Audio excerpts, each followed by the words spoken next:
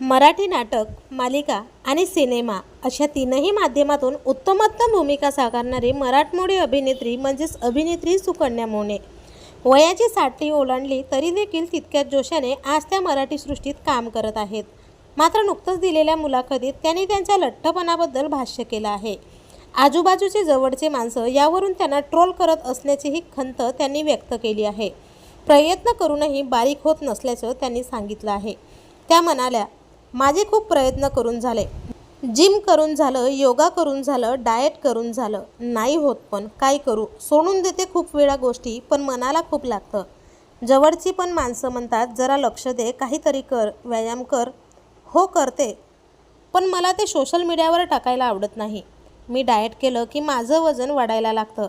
त्या डाएटचा मला खूप त्रास झाला, त्याच्यासाठी मला वेगळी ट्रीटमेंट घ्यावी लागली. मी नेहमी शरीराला सांगते की आता खूप वर्ष आहेस तू माझ्याबरोबर असा, आता जा हळूहळू, तू तुझ्या मार्गाला लाग, मी माझ्या मार्गाला, मला बारीक कर.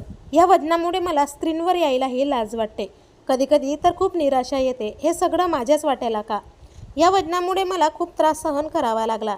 एकेकाळी तर मला ICUमध्ये देखील भरती व्हावं लागलं, मात्र काहीच फरक पडला नाही. अनेकदा मृत्यूच्या दारातून मी परत आली आहे, मात्र आधीसारखी कधीच बारीक व सरपातळ होऊ शकली नाही. याचं दुःख मला नेहमीच वाटत असते. तर तुम्हाला अभिनेत्री सुकन्या मोने यांच्या भूमिका आवडतात का? कमेंटमध्ये नक्की सांगा आणि असेच नवनवीन अपडेट्ससाठी चॅनलला नक्की सबस्क्राईब करा.